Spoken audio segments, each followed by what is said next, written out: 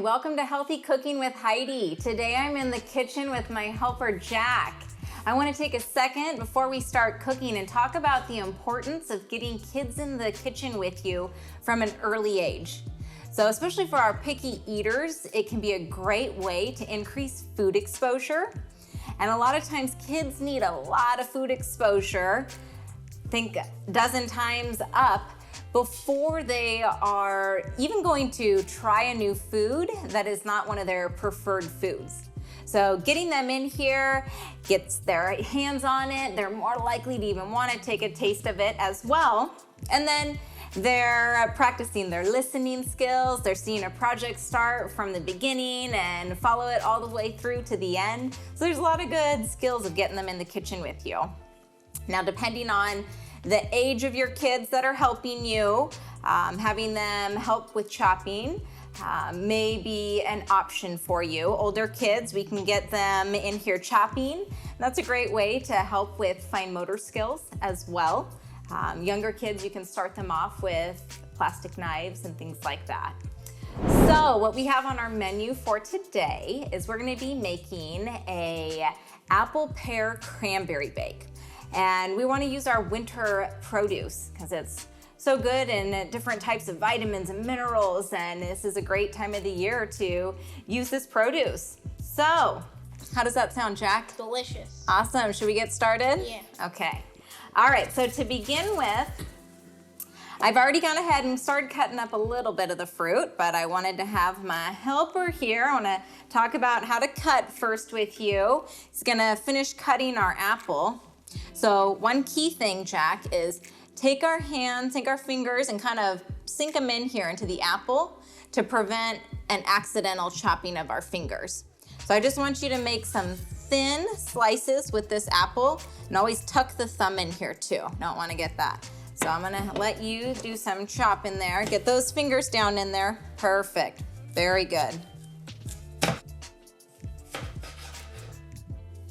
Okay, yeah, maybe turn it on its side like you did before. There you go. That's a good idea. It's good just to be flexible and easygoing as you've got kids in the kitchen helping. It might not turn out exactly the right size chopping that you may want. Things may end up a little messier, and just to be okay with that and have fun. It's the experience of being together and doing an activity together. Awesome. Okay, so now I'm gonna have you take those and put them in here. Perfect, and we're gonna add the rest of our apples and pears. So I've got a mixture of some green apples, red apples, it doesn't matter. Play around with what you've got. Now we've got our 1.5 cups of cranberries, and these should be on sale right now after the Thanksgiving holiday. So now we're gonna create a juice for the dessert to bake in and add that little bit of the extra sweetness we're looking for. So using another winter fruit, we've got an orange that we've squeezed. Here. Perfect. All right, and then for a nice strong orange flavor, I've zested the orange. So go ahead and put that orange zest in here. This is a lot of zest that our one orange made for us here. All right, and then I'm gonna have you pour our maple syrup on here. So we're using 1/3 cup of maple syrup in this recipe. Great, get all that syrup out of there. Perfect. All right, so now I'm gonna have you measure out our cinnamon.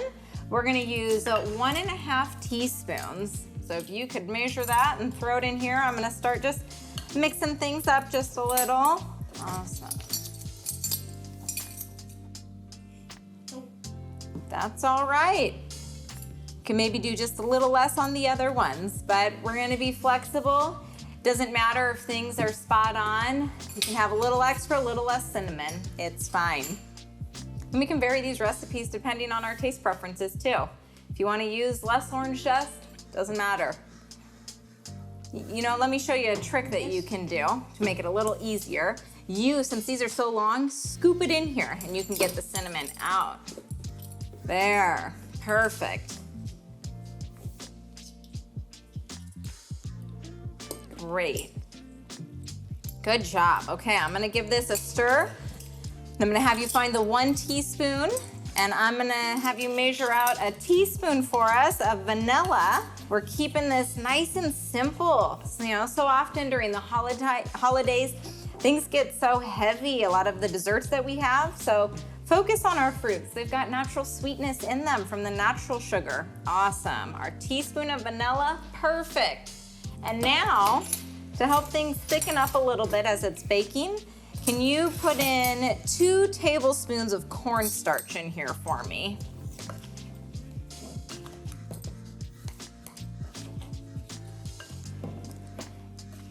Perfect. And in our family, what we like to do is if we like to make this dessert for Christmas Eve, then the next morning when we're making our Christmas morning pancakes, this is an awesome topping to go on top of the pancakes. So that's another option of what to do with the leftovers. Make twice as much of it. Doesn't this look good, Jack? It does look very good. I know. All right, here we go. Got it all mixed. Now, I'm gonna hold the bowl up and I'm gonna have you scrape everything in here using the spoon, and we'll get this popped in the oven. Oops.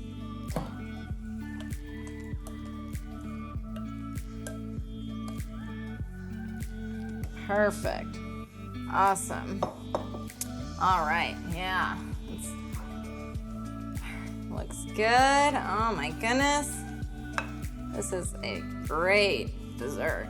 Okay, so we've had our oven preheated at 375. We're gonna pop this in there for about 30 minutes. We'll check it, see if it's looking nice and bubbly. May need to give it another 5-10 minutes, but we're gonna start with 30.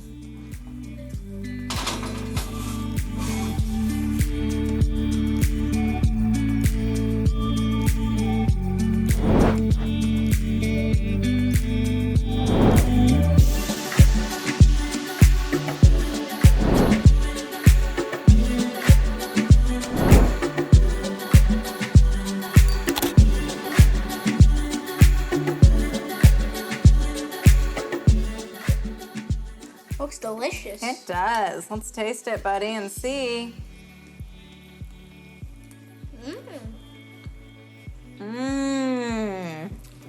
Wow. This is really tasty.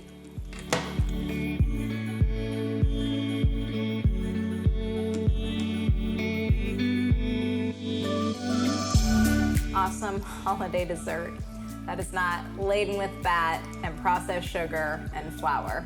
This is a whole food dessert that you can feel good about serving your family.